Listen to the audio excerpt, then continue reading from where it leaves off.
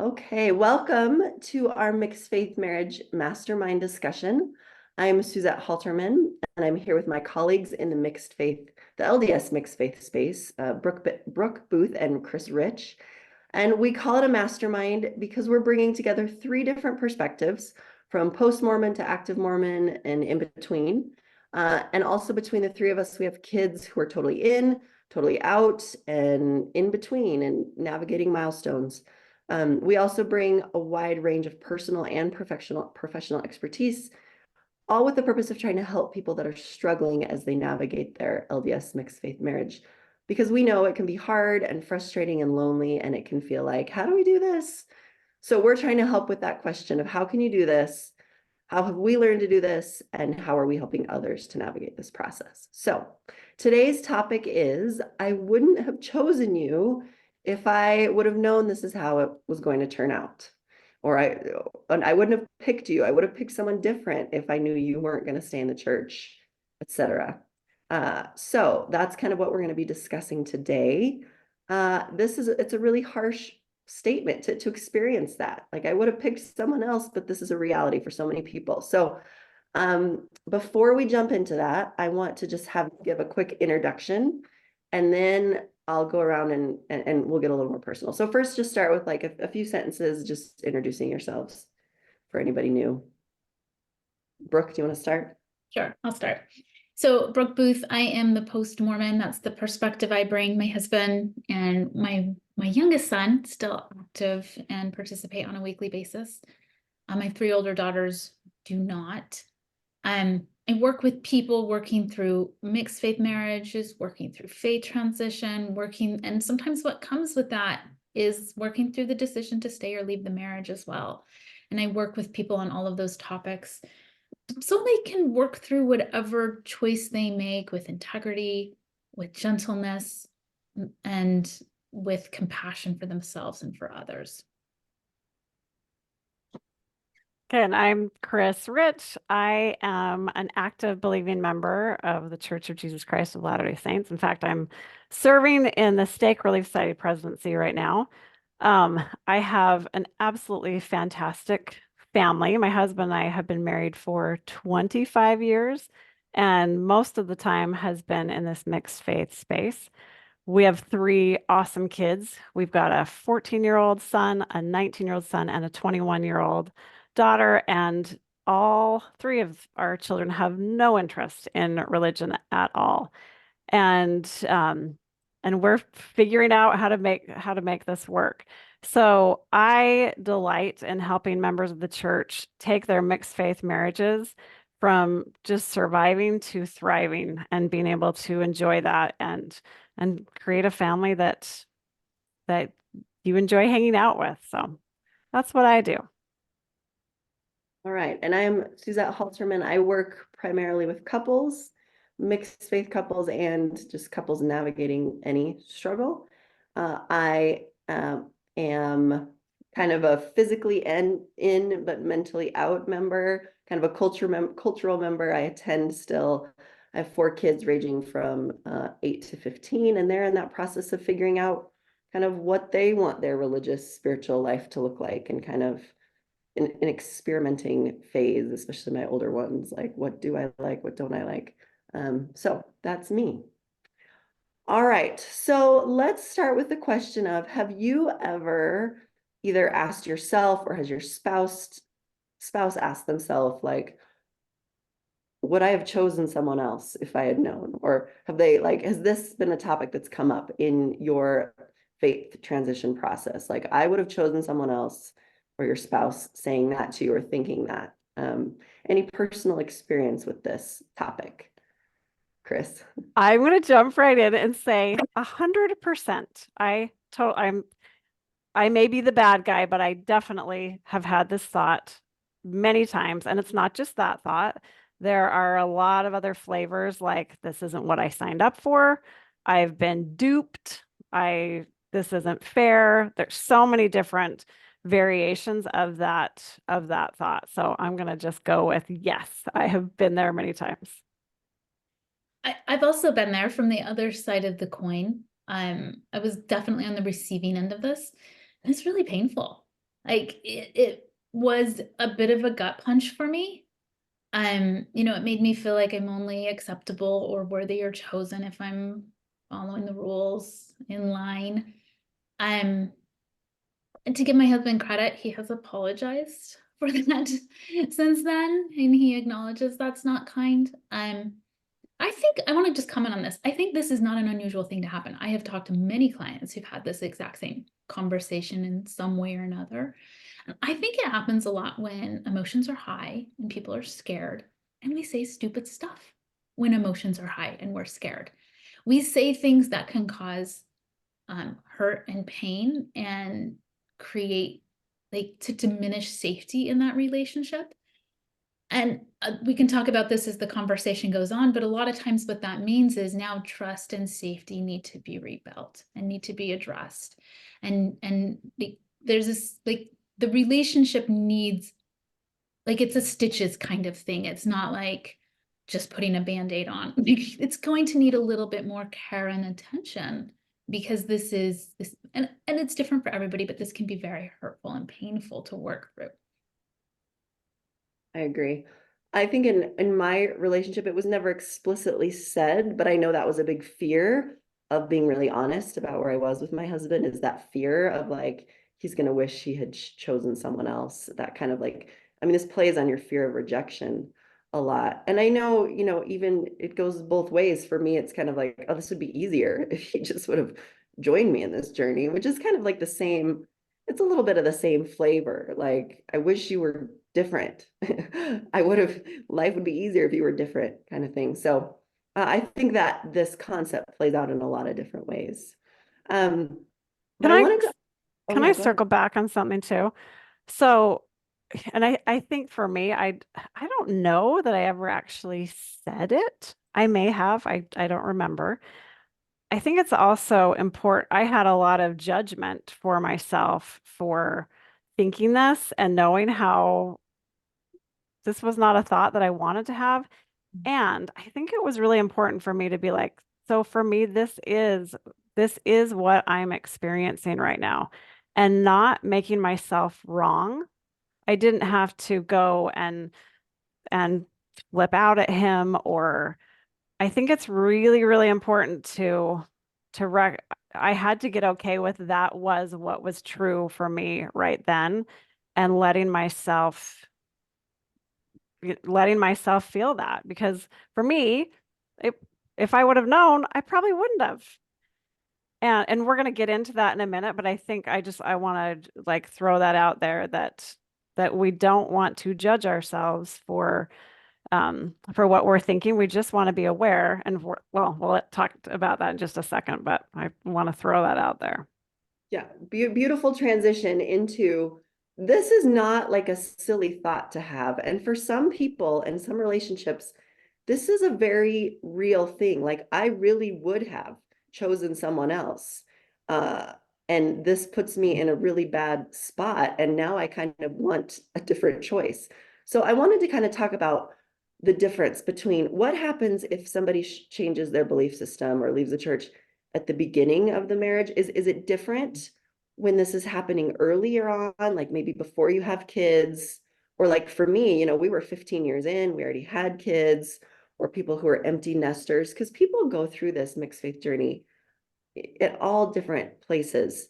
So what are your thoughts on that? Like, if this is happening early on in the first few years of marriage, how is that feeling of, I would have chosen someone different? Like, I have a whole life ahead of me. This is not what I signed up for. How is that different than maybe kind of somebody in the middle of life? Or any thoughts on that? I have some thoughts, because I want to be really cautious, because every couple and every individual is going to come to a really different conclusion here. And I wouldn't say just off the bat that those are fundamentally different as far as coming to the conclusion you're going to come to here. You can have 27 kids and still come to the conclusion that this is not going to work for you, and be very solid in your values and very clear with yourself that that's not going to come, be okay with you. I want to comment on this because I think it's tricky, because often these wars are an act of honesty. they're an act of vulnerability. Like somebody is communicating like a truth, and sometimes like it's hard to hear. And it can feel brutally honest, you know, and it can be presented that way if emotions are high and it's clumsily given, but it's still communication, and it's still like something to consider in the relationship. So I would say this is like, is this something that's coming out in like a lashing out moment when things are really high, and it happened like very, very few times, like with me and my husband, like once. He said it once. He didn't say it like every day for 2 years, right? Like it was a time where he was in pain and lashing out in pain. And I think that's fundamentally different than when this is something that's repeated over and over and over and over. Sometimes we feel certain ways, and it could have been very true and very honest for him, but maybe that's not how he feels the majority of the time in the relationship. I don't think it is, based on what he's told me. So it can be really important to know about yourself and about your spouse. Is this something because we're all humans and we get frustrated and we lash out from time to time? Or is this something where it's a consistent pattern of like, this just isn't working for me? And this takes a great deal of honesty. And I think this is probably more, for me anyway, my approach is this would be a more important query, as opposed to like, well, how long have you been married? And well, if you haven't really invested that much, then like, I think that, because that's not how everybody looks at marriage. I like to look at it more in like, what do we got going on in this relationship? Is this more of a pattern in practice, and this is coming up a lot, and now we're talking about aggressions or microaggressions happening and trust being undermined on a regular basis? Or is this just, you know, humans going through a tough time and they lash out and they vent, and then repairs are made, and then people are able to move forward just fine? Totally. Yeah, I agree with that 100%. Chris, thoughts on that? Yeah, I think so. One of the questions that you had asked a minute ago, Suzette, was when might this be a valid and relevant thought? And, you know, like depending on when this was happening in the relationship. And well, kind of like what I said earlier, I think it's really good to recognize that all thoughts are valid. And I think the most important question that I like to ask is, what do I create for myself when I'm thinking this thought? And I know, so if I'm thinking, well, I wouldn't have chosen him if I would have known this is how it was going to be, that thought for me, speaking from a lot of personal experience, that created a lot of resentment. And when I was feeling that resentment, I pulled away from my husband. I wasn't present. I judged him. I did a lot of wishing he was different. I threw a lot of pity parties for myself. I spent a lot of time in the past and arguing with reality. Definitely catastrophizing about all the things that could go wrong in the future. And as I was doing that, I was forgetting the good things that we had going for us and the things that I loved about him. And so the result that I was creating for myself is I stopped choosing him today. And I think that is one of the, so I'm going to just go out there and say, if I would have known all this was going to happen, I wouldn't have. I'm just going to say that. But that doesn't really help me now. And we're going to talk more about this in a minute, but it's like choosing today, because it just does not serve me at all going and just rehashing that over again. And as unkind as it may be to say to a partner, that even if you're not saying it, you are creating you're going to end up creating a result for yourself that is not pleasant and probably not who you want to. You're probably not going to show up as the person that you want to be when you're coming from that space. Absolutely. And I wrote this question, I think, because I work with a lot of couples, and from my experience, the couples that go through this early in their marriage, it is so much harder for them, this question, because they don't have years of experience of building a life together. It's not that trust. So it really is like, this is a gamble. Like, this is a huge risk to carry on with you, not knowing like how our life is going to be when we've only had a few years together. Like, do I really want to commit a whole life to something completely that I was not expecting? And I think like, honestly, I always feel for couples in that place, because I'm like, that is a huge gamble. So I think that question, like, I wouldn't have chosen you if I would have known. I think at the beginning stages, that is very terrifying, because there's such a reality to that. Like, I've got our whole marriage ahead of me. And now I have no idea what it's going to look like. That's terrifying. So I just want to validate that. And I think for couples, you know, when you've already created some sort of a life together, like your kids and building careers and homes and getting settled, I think you have a lot more trust. Like, Brooke, you were talking earlier about trust and building trust. I think you have a lot more of that. So when you hit that stage of, I don't know if I would have chosen you, it's also kind of like, I feel like it's less, it can be, not always, it can be a little less poignant, because it's like, but I also see that we can create these good things, and we have so many elements that are in our life that are pulling us together, and our kids and the way we've worked together. Like, I can imagine that we could still kind of formulate something moving forward. I think so anyway, I think it can be different depending on your situation, your circumstances, where you're at. But I think, yeah, it's always valid. But I do think it's a very poignant question when it happens in those first few years, like a painful, like, gamble. So that's scary and terrifying. So I just want to validate that for people. I also want to point out the marriage is completely a gamble. Yeah, totally. Every single, I think back to, well, I think we're going to talk, I'll stop, but I think we talk about this in a minute. But yeah, it's all a gamble. You have no idea. Guarantees. Exactly. Yeah, which is why I think this element of like, I wouldn't have chosen you. Let's talk about that. How much conscious choice were any of us putting into our marriage? Like, having studied the kind of psychology of attraction has been shocking to me to see that our conscious is like not the driving force here. Our subconscious is like 100% really good. So this idea of, I wouldn't have chosen you, let's just talk about that. Do you have any personal experiences or thoughts on this, about like choosing your spouse logically as opposed to other things? And can you hear all the banging? I'm sorry, I've got people in my crawl space. They're water replacement. Okay, good.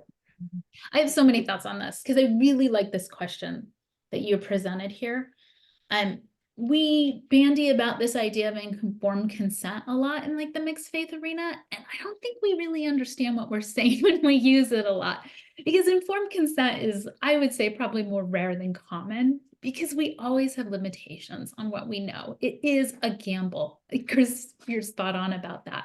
I think of this study, you've probably heard of it, like, your zip code has more relevant information to determine your health outcomes than your genetics, than your health activities, than whether you like your cholesterol levels, like your blood pressure, like, and how much like consent do we have in where a child is born, in the zip code they're born into. Like, I think looking at this is fascinating. Is a lot of times the people we marry is more about timing and proximity and our own socialization than other factors. Like, I get it. Yes, I technically chose my husband and I married him, but my choices were rather limited due to my socialization and all of these other forces at play. And then I think about just like the LDS socialization is, like, we dated for like a year, which is really long, and like a lot of my LDS peers, but our engagement was like 2 months long. Like, we weren't engaged very long at all. And like, I think that's a typical thing for people of my age and my generation. But when I look back, what I wasn't looking at in that time of courtship is I wasn't really looking at compatibility or shared interests or long-term goals, even like career goals or family goals. Like, I was really just looking at like, are we on the same page regarding faith? He's a return missionary, I'm a return missionary. We both want to like raise children in the gospel. And that was really the criteria I was basing my decision off of.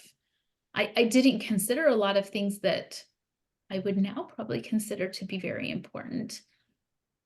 So it's tricky because it can feel, I have talked to so many women in particular, men too, but who like wake up 20 years later and they're like, oof, like I wish I read the fine print with a little bit more care. You know, I wish I would have just like thought through this a little bit more. Like I wish compatibility or these other things were also put into play. And I think this ties into what we're talking about here as far as like, how much choice are we really exercising here? But this makes me go, this question kind of made me smile. And I think so that you had posed another question earlier, how might the opposite, like, so for me, I often have the thought, well, I wouldn't have married him if I would have known this. And the question was, do other people, like, is it possible that my spouse is thinking that? I think so often from the active believing member, that could be the thought. And then I was thinking about all the things that he didn't know about me. Like, he had no idea how expensive my teeth were going to be, and all the root canals and implants and all those, like, there's so many things. We didn't know that we both snored and all these, different things, that it was just like, well, I wouldn't have chosen that.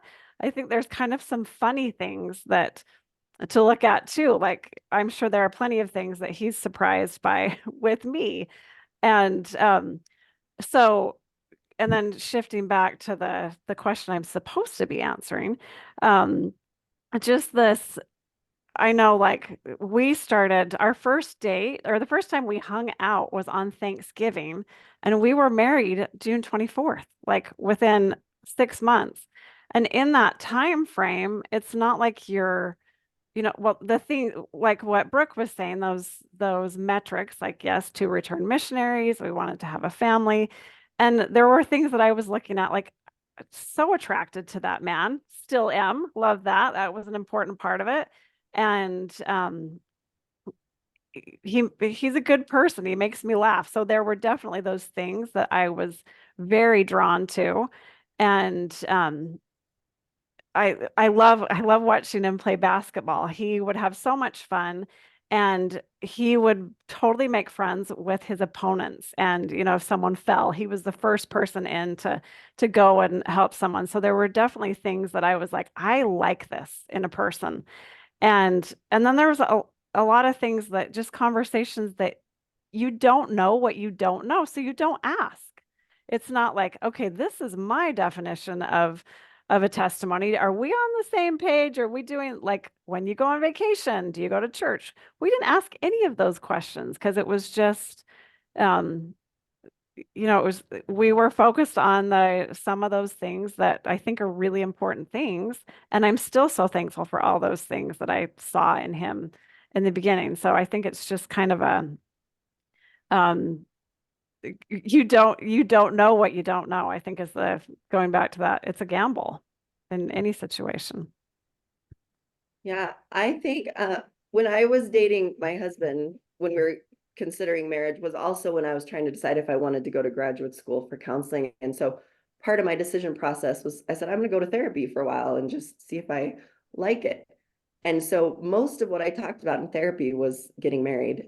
Should I get married? And so the therapist really walked me through all the reasons I was attracted and drawn to my husband, and how the way it linked to my childhood insecurities. And I really got a glimpse into how much my subconscious was driving my attraction to my husband.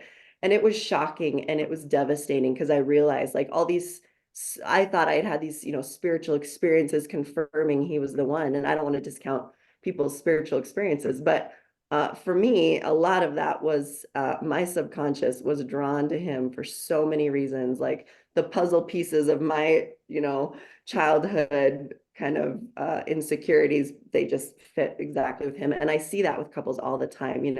The extrovert always marries the introvert, and the person who's the external processor, the verbal processor, marries someone who's like so shut down from their emotions. The control freak marries the spontaneous, ADHD person, that like, it is crazy when I'm sitting with couples and you just think like, how did you not think this through? But that's because we're so drawn to what is going to like kind of almost we're drawn to the opposite for a reason. Like our subconscious is drawn to something that is so different, to try to kind of find like almost like a wholeness. It's fascinating, and there's science behind it and there's research behind it. And so I think it's helpful for everyone to know that your conscious is not the driving force of attraction. And all the chemicals are meant to shut down our, like the dopamine and all the oxytocin. It's meant to shut down our prefrontal cortex that's like reasoning, which is why like try to reason with someone who's in love and be like, don't you see these red flags? And it's always like, oh, we'll be fine. We can work it out. And then like, 20 years later, it's those same things that are about to pull the marriage apart. So our chemicals, our hormones are meant to overpower our reasoning, and our critical thinking completely goes offline when we are in the mating process. That is our brain, our body and our brain's way of basically getting us to pair bond. And so I think we can just throw out this idea that any of us like consciously chose our spouse.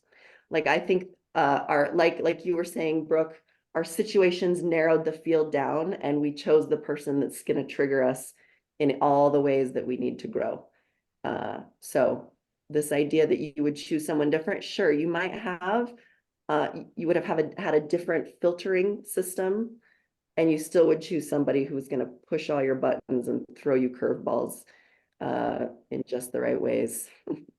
So I tell to my clients a lot is they're like, I just need to get out of here. And I'm like, until you clean this up, you're just going to go and find somebody just like this person, right? Because it's based on like what we're saying. That's really what we do until we're able to like heal or create awareness or like do the work on ourselves. We're just going to go in like different face, but same story. Yeah, right. Exactly. And either there's going to be ups and downs in any situation, whether you're with Bob or Bill or Joe, each person you're going to have, it's going to be 50-50. There's going to be some awesome, beautiful things, and there's going to be some really hard things with whoever you end up with. So that brings us to the next segment of then what do we do with this? Like if you really feel like maybe I wouldn't have chosen my spouse if I had been given a choice back then, but here I am, I'm in the situation. How can you choose your spouse in your situation now? Even if it's not what you would have chosen then, how can you embrace the situation? How can you accept it and choose it, even if it's not what you would have chosen? Any thoughts on that? I have some thoughts on that. I think it is so important to recognize that it is a choice. That I know I'm just going to be vulnerable here. There were times where I thought I may want to leave. This might not be working for me.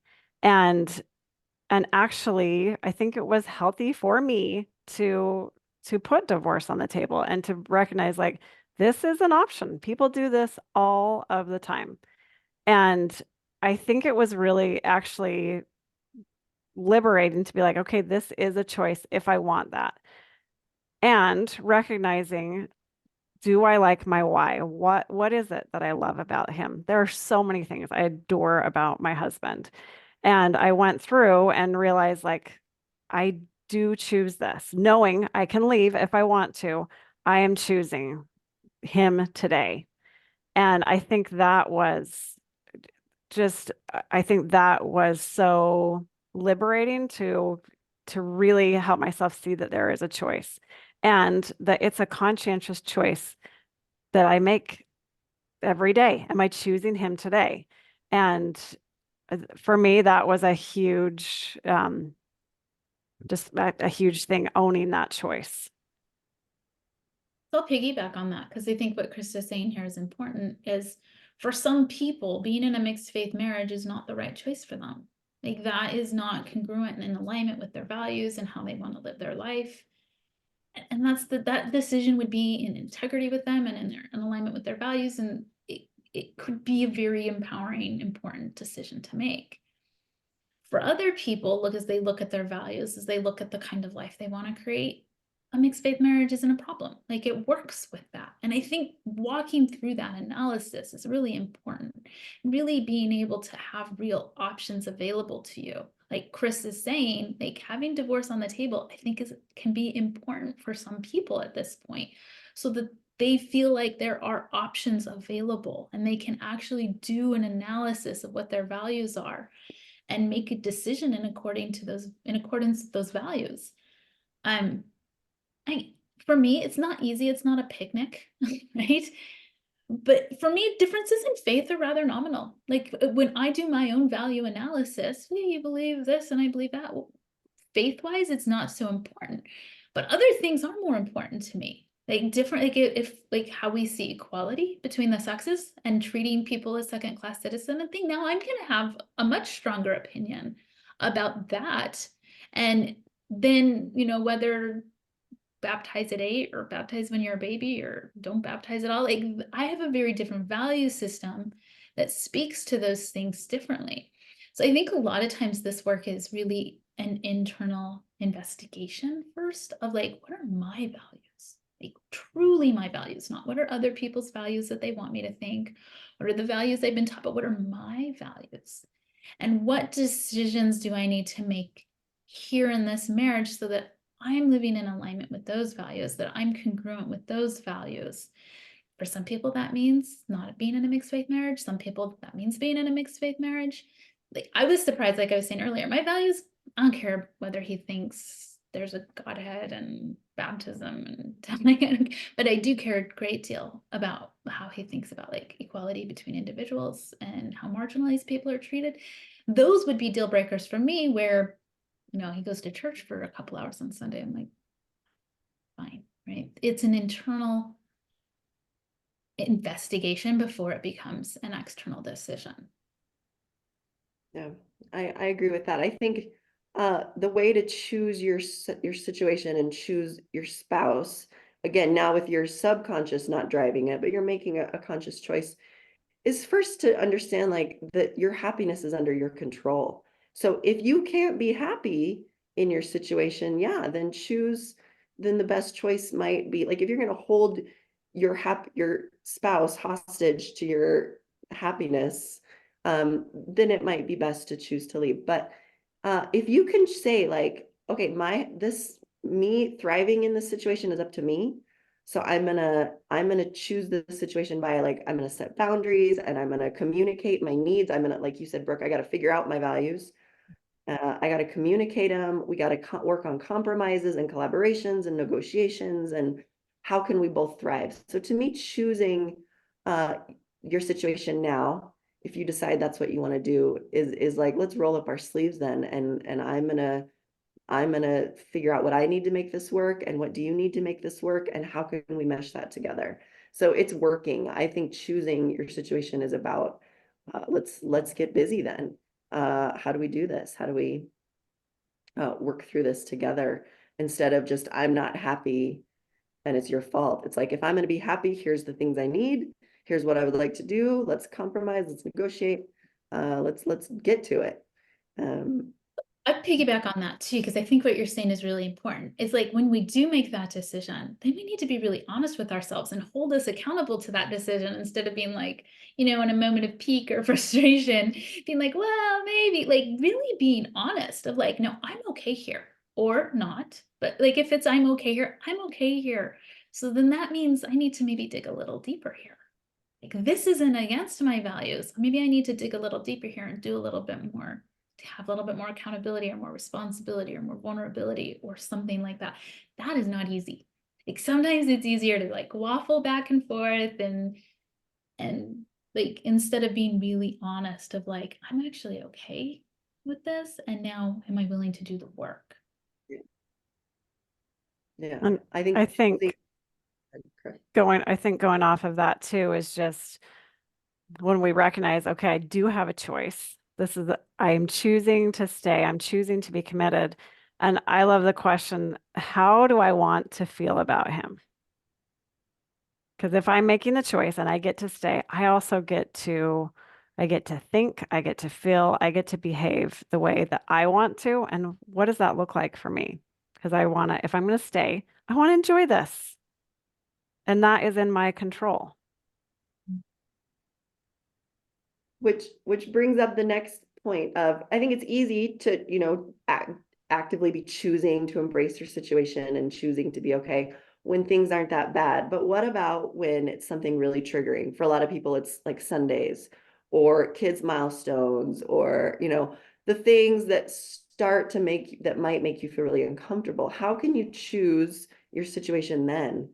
Instead of kind of going back to what's might be easier, which is if I would have chosen something different if I had known, like that would be so much easier. So like, how can you stay choosing even in those really hard moments? Any thoughts on that? So I have two practical examples that I personally practice. So one is offering emotional bids to my husband around church. So, he comes home from church. It's as simple as, hey, how was church today? Like, how are you doing? How was your experience? Like offering that emotional bid, because guess what? Church is actually a huge part of his life. And to use it as a tool for my emotional bids, like as a medium for my emotional bids, is like a really logical thing. Spending a couple hours there on a regular basis, that's what I like to do. Is I like to actually use it. Like, how was church? How's the activity last night? And then when he offers so and so is there, I engage. The other thing I like to do, and this one's a little, like, that one's the easy one. The second one's a little bit harder. The harder one is me not showing up from guilt, me not showing up from supposed to and shoulds, me showing up more from love, authentically, honestly. And that in turn helps me work through some of the triggers and the frustrations and the hard stuff, because I show up more honest, more real, more chill, to be honest, and less driven by guilt. And that actually helps the relationship a ton, because now I'm not reactive so much. I'm not fighting so much. I'm not resisting so much. What's tricky is because I'm not showing up from guilt, it may appear like I'm less engaged in the relationship, but when I am engaged, the quality is so much higher than engaging from obligation or guilt or supposed to or shoulds. People struggle with this one. I struggle with this one, but I choose quantity over quality here. I love that. Um, for me, I think one of the things that I find helpful in the temple, we talk about being a companion and a helpmeet to our spouse. And I've thought about that a lot, that I thought it was going to look a certain way, and it's different than I thought. But I still have that. That's something that's still very important to me. So how can I be a companion and a helpmeet to him exactly the way that he is? And I feel like that's something I still want to focus on and to really delve into. And that can look different on a lot of different times. I know, like for me, it is important to go to church on Sunday. That's something I really enjoy that and I want to be there. And what can I do in addition to that? So my husband loves to run. A lot of times there are races that I can go to church and then I can go cheer at the finish line for my husband, to be there so I'm meeting my needs of like my spiritual needs of what I want to do. And I'm guessing that Christ would be there cheering in a race. So finding I have been very black and white for a lot of our marriage, but recognizing like, okay, what is this? I thought it looked this way, but what does it look like for me to be a companion to help me to him today? And how can I do that in a place where I feel comfortable and I can also support him? And I think there's a lot of times where things might look a little different than I thought they would look, and I feel good about that. And it's helped me to kind of think about things in a different way. I agree with that. I think we could do a whole topic on how you got to really embrace the gray and the nuance and the not black and white if you're going to be in a mixed faith marriage. I think that's a whole different topic, but very true. The practical thing that I do to choose my spouse in those moments that are really hard for me is to realize that whatever he's doing is actually like whatever value he's kind of presenting in that moment, whether it's going to church all the time or being very loyal to the church, is actually the same value that I love about him in other situations. Like my husband is so loyal, like he would never, ever do anything. He would never leave me. He would never cheat on me. Like I know that he's liked me since we were in diapers. Like he is like devoted to me completely. Yet when I see him devoted to the church and that makes me angry, if I flip it and be like, that's because you're a devoted, loyal person at your core. And I love that about you. So the fact that I don't like that you're loyal and devoted right now, I just have to remember, but I love that like that's part of who you are. That's actually a huge part of what subconsciously drove me to you was the security to your loyalty. And I can do that with just about anything. Like he's so loyal to our kids. Like he's a devoted dad. He's also loyal to his family, which sometimes drives me nuts that he doesn't separate as much, like this is the family's religion, this is what we do. But that's part of who he is. Like I love that he's loyal to our family. So of course he's going to be loyal to his family. So it helps me in that moment to choose him, to just be like, this is part of who you are, and I love who you are. Even if these certain manifestations of it drive me nuts in this moment, like without that value system, like you would be a different person and I wouldn't be drawn to you. So that's a practical thing that helps me. What about like what's the difference between well, let's just talk about control for a minute. Well, we're kind of short on time. Let me skip that. Let's just go to what if you can't get past resentments, or you just really can't get past this feeling over and over that I would have chosen something different. I wish I would have chosen something different. I want something different. Like, what do you do? What then? And how to deal with that? Any thoughts on that? I think one of the best things is to call a coach or a therapist or a counselor, someone that you can talk to and figure out like what do I want to do? What is going on here to help you to figure that out. And to remember, it's like I said earlier, this is a choice. That definitely is a choice that is available.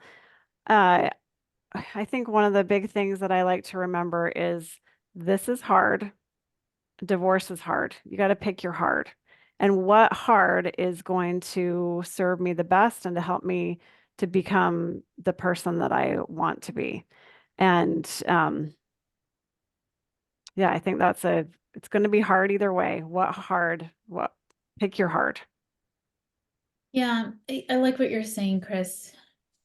I'll add to it in this sense that resentment can mean different things. So I like to say, okay, what's the resentment telling us? Like, what can we learn from the resentment? Is the resentment that you have all of these supposed to and shoulds? We're supposed to be on the same page. We're supposed to be raising our kids a certain way. We're supposed to look this particular way as a family. We should, these like expectations and supposed to and shoulds that maybe aren't true when you look at your value system, like maybe aren't that important, but yet you're holding on to them so tightly and demanding, that this is how it should and supposed to look. That can cause resentment. And that type of resentment, you can learn to let go of and find some peace and just be okay with what it is you actually do have. And that can be very wonderful work to do. Sometimes resentment is there because there's like a series of aggressions or microaggressions or things happening in the relationship. And that's a different situation, because if you have like a series of microaggressions or actual aggressions, it's really hard to find healing and peace. And I don't even know that that would be the best advice for you to be like, oh, that's good. You're okay. Let's find some peace. Like that's when the resentment might be telling you like, this isn't in alignment with my values. I do need to make a change here. These are both challenging options. This is like what Chris is saying, like this is challenging and this is challenging. Yeah, they both are. They both require work. They both require introspection. But I think it just saying resentment, I need to like just clean it up and move on. Maybe, but like what's the resentment about? Like this is where I like to get really curious and really understand yourself. Like, is this resentment that's like trying to speak to you and tell you an important message? Or is this resentment because you have some belief systems that just aren't serving you and you just need to get honest with yourself and be like, you're not actually that important to me and you need to be quiet, versus you are very important to me and I need to listen to this. I think when I first started working with couples, when I was like brand new, like in graduate school, I had this kind of naive view that all marriages can be saved and that's what I should be doing. But that's not true. Like it is the best option for some people to part ways. Sometimes there's too much water under the bridge. Sometimes there's mental health issues that make it impossible to find kind of a nuanced gray area, and there's too much black and white. Sometimes extended family is really working against the relationship. There are so many things that can make it where it may not work. And I think that's always fine. Like marriages, it's great if people choose to leave. It's great if they choose to stay. But I do think if people can get in touch with their own value system, like if they value kindness and being a caring person, which I think most humans do, I think it can be a kind thing to do. Like if you are going to be victim to your spouse for your entire life, like victim mentality, like I'm unhappy because of you, I'm unhappy because you left the church, or I'm unhappy because you're staying in the church. If you are going to be the victim to that, it's kind to let them go instead of putting them through that, instead of holding someone else responsible for your happiness. So I think get in touch with your values. If you value kindness, sometimes the kind thing to do is saying, I'm not going to put you through that torture of making you responsible for my happiness and resenting you. If you've done work to look at your own resentments and all those things. So it could go either way, but I think there's a lot of introspection to see which way is the right way for you and for your relationship, for sure. So any closing thoughts before we end just about this topic in general? Or final words? I'll offer a final thought is you, Suzette, like we've talked about values quite a bit here. Value work, I just want to give a little like caveat to the value work is you might need a coach or a therapist for that. Like I have found that I went into value work just thinking very narrowly, and I needed to like break that open and really think about my values in a really kind of radical new way and allow myself to explore my values without like some of the preconceived ideas of what a value is. Like for some people, travel is value. For some people, beauty is value. For some people, granite countertops are value. Like it can be anything. It doesn't have to just be like faith, hope, and charity. And to give yourself permission to really explore your values and be okay that these are your values. Like that work in and of itself is very fun and juicy and interesting, but can take, like it's really outside of the box of maybe how we've been traditionally taught about values. So I just want to put that in there because we keep talking about it. Like, but I'm talking about it in a more expansive way than just like the stuff you find in the Young Woman Value or the Scout Oath. And I'm going to do a play on value, talking about that, the value that you do find in the Young Woman Handbook. I think it's important to remember that regardless, if you stay and make it work, if you leave and move on, your value doesn't change as a human. You are whole, complete, amazing, totally of worth, regardless of the decision you make, and to remember that that value never changes. Yours or your spouse's.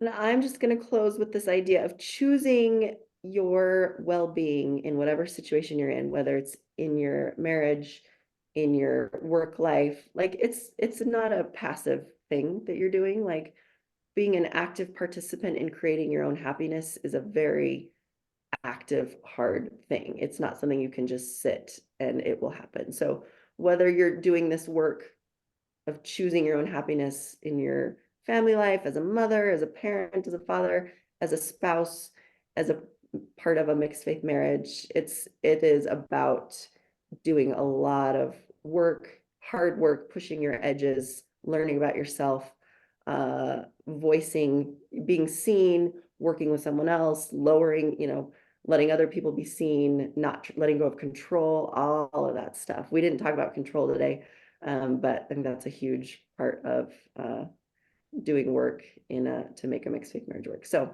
there's a lot of stuff to do it. Get help to do it.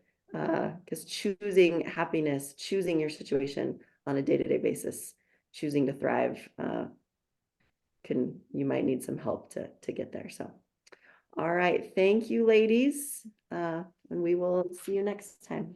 Thank you, Suzette. Thank you.